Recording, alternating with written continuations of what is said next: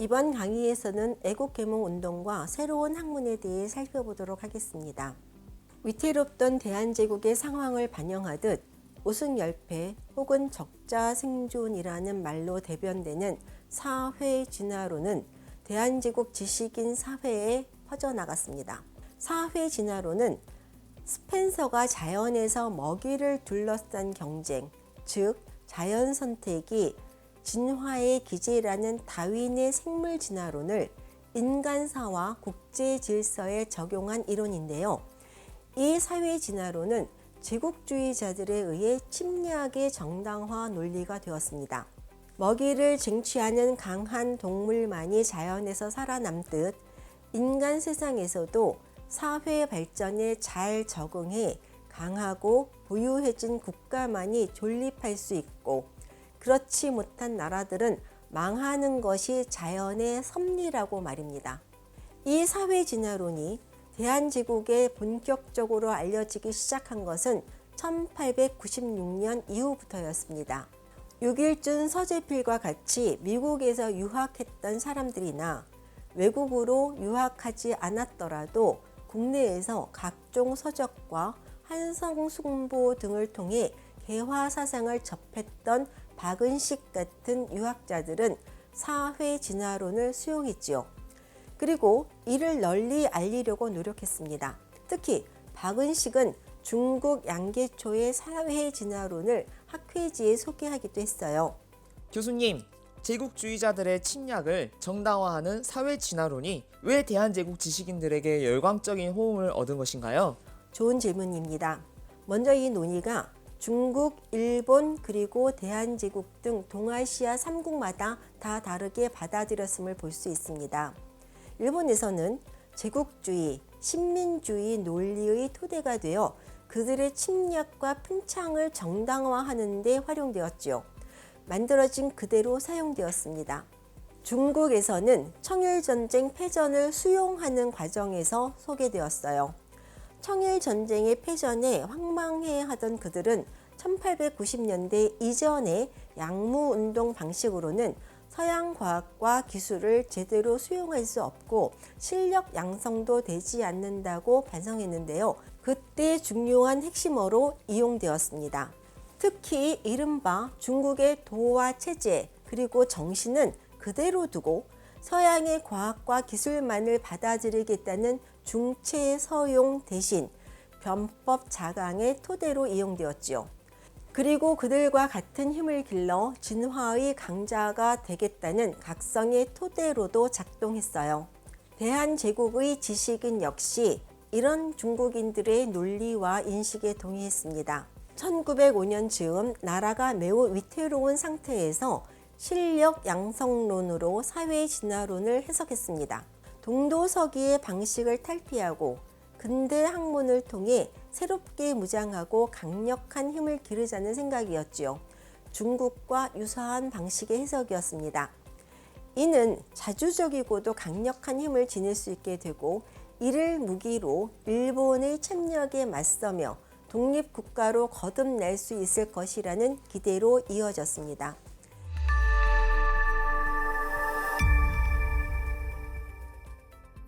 이처럼 근대 학문, 특히 근대 과학은 애국과 구국의 도구가 되었습니다. 근대 학문이 요구하는 사물을 아는 것 자체가 구국을 위한 힘을 키우는 애국의 길이라는 논의가 활발하게 진행되었죠. 사회진화론을 주장하는 사람들은 이미 서구 열강에 의해 어려움을 겪은 인종들을 예로 들면서 경각심을 부각했지요. 강력한 힘을 가진 서양 학문을 수용하고 학습하고 실력을 배양해야 한다는 결론이었습니다.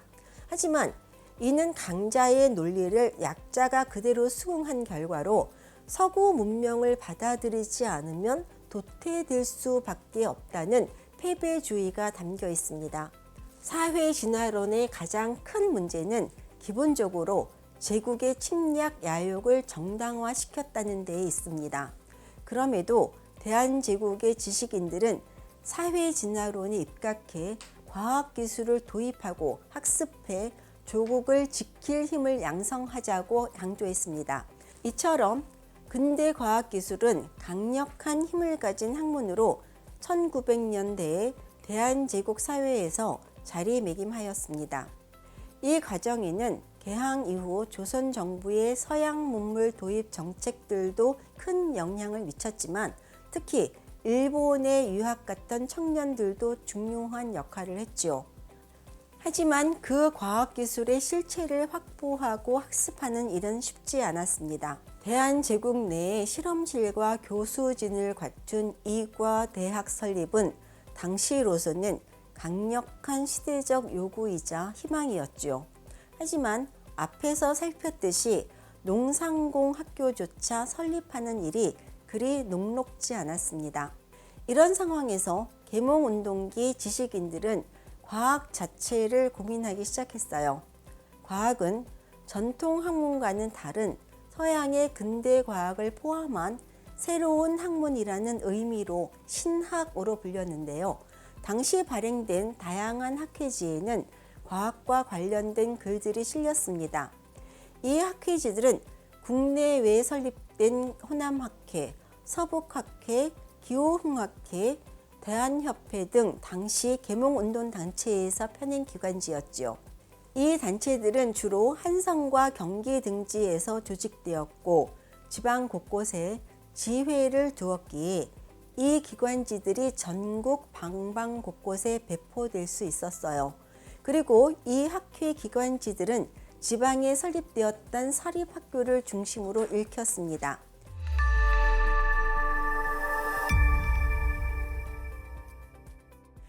조선인이 고루하고 편협하다는 일제의 지적은 척화론자들에게 맥이 닿아 있습니다. 이들은 대개 조선 지성의 주류를 자처하는 영남학파 유생들이었지요.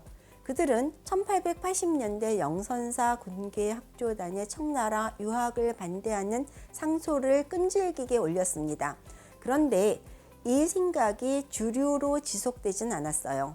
개항한 지 20여년이 지나는 동안 시류도 학문 양상도 학교 제도도 바뀌었지요. 고종의 개화 교서와 개화 정책의 집행 등에 따라 당시의 지적 흐름은 다른 방향으로 흐르게 되었고 이 변화를 완전히 외면할 수는 없었습니다. 유학자들은 새로운 학문과 전통 학문과의 연관을 찾으려 했습니다. 예를 들면 과학과 유계의 연결입니다. 유학자들이 참여해 출간되던 대한자강회 월보에서 홍필주는 신학유계설이라는 글을 써서 이런 생각을 피력했습니다. 이 글에서 그는 새로운 학문을 배울 것을 권하며 전통 학문과의 유사점을 제시했습니다.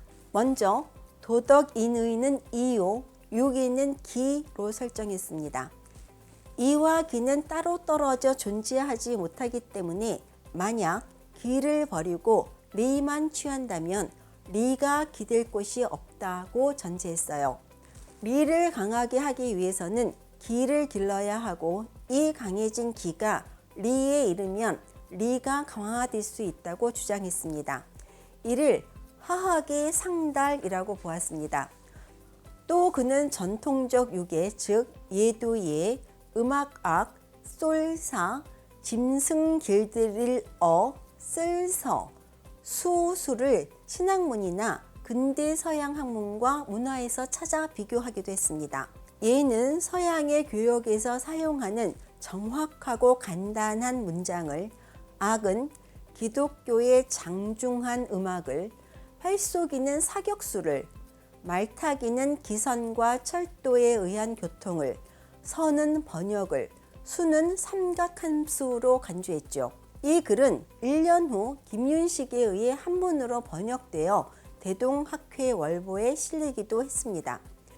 물론 애국개몽운동기의 이런 경향, 즉 리와 기를 나누고 전통 학문과 새로운 학문을 연관하려는 시도는 당시 학문의 흐름에서는 벗어난 것입니다. 우리 시각에서는 어색해 보일지 모릅니다. 하지만 이런 시도는 유학자들이 신학문을 외면하지 않고 이해하려 노력했음을 보여줍니다.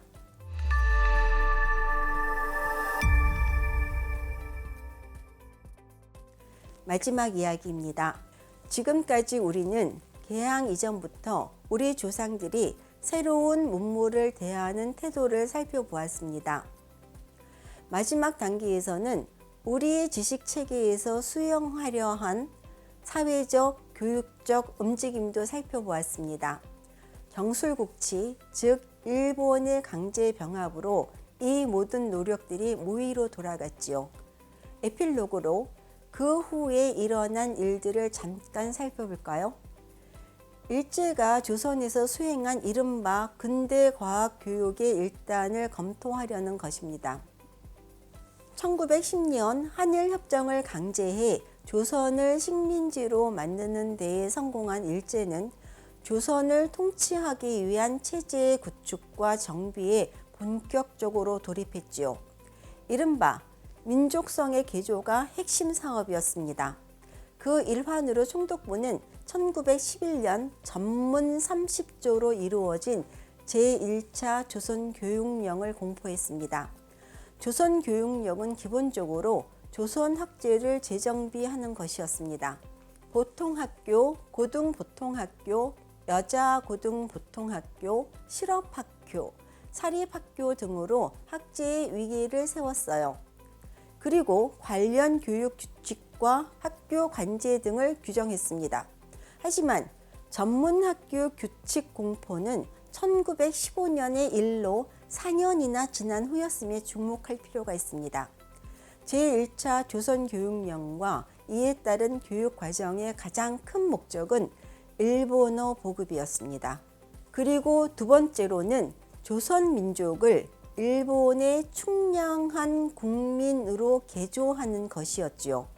그들은 저임금의 노동력을 확보하기 위해 낮은 수준의 실업교육을 장려했고 조선인을 말 잘 듣는 식민지인, 즉 우민으로 만들고자 했습니다.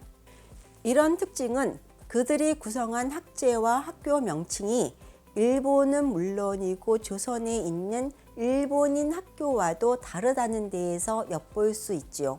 물론 이 교육의 차별적 구조는 학부 일본인 고문들에 의해 꾸준히 강조되어 왔던 것입니다. 그들은 실과주의, 실업적 교양의 중시, 실학주의적 교육 등을 강조했습니다. 이를 실현한다는 명분으로 공포한 1차 학교령은 소학교를 보통학교로, 중학교를 고등보통학교로 바꾸고 수업 연한을 모두 4년으로 단축시키는 계약이었습니다. 심지어 보통학교의 교육 목표를 생활에 필요한 지식 기능을 교육받는 것이라고 명시하기까지 했지요. 농업초보, 상업초보를 필수 교과목으로 하면서 상급학교 진학보다 가업 종사와 계승을 권장한 것도 같은 맥락이었습니다. 이런 기조는 강점 이후에 더 강화되었습니다. 간이 실용교육을 명분으로 초보적인 수준의 실업교육을 각급 학교에서 실시했지요. 공업 관련 교육기관도 예외는 아니었어요. 대한제국의 농상공학교 공업과는 기능공 양성소인 전습소로 편입되었습니다. 각종 법제적, 학제적 장벽을 두어 조선인을 차별했음에도 불구하고 조선인은 열심히 공부했습니다. 일본 유학길도 서슴지 않았지요. 그런데 일제는 유학생들도 비웃었습니다. 조선 유학생들 대부분이 문과 분야를 지원한다고요. 하지만 이 비웃음은 억울합니다. 조선인의 이공계 진학 자체가 쉽지 않았기 때문입니다. 특히 일본보다 3년이나 짧은 교육기간으로 대학 진학에 필요한 자격을 갖추기가 어려웠어요. 이를 감내하더라도 이공계 대학교는 등록금도 비쌌고 주간에만 운영되었어요. 때문에 밤에 학비를 벌며 학과 공부를 하기가 쉽지 않았지요. 무엇보다 졸업하더라도 취업이 불투명했습니다. 총독부 기수, 대학 연구실 보조, 중등학교 교사 같은 자리만 제한적으로 있을 뿐이었지요. 이런 상황에도 불구하고 대학에서 200여 명의 이공계 전공자가 나올 수 있었던 것은 과학과 기술에 대한 조선인의 열망이 반영되었기 때문입니다. 식민 당국에 의한 대조선 교육 기조는 중일 전쟁 등 전쟁을 지원하기 위해 1938년에야 비로소 전환되었습니다. 천지인의 자연학에서 과학으로 근대 과학의 여명 강의는 여기까지입니다. 여기까지 함께 해주신 여러분 감사합니다.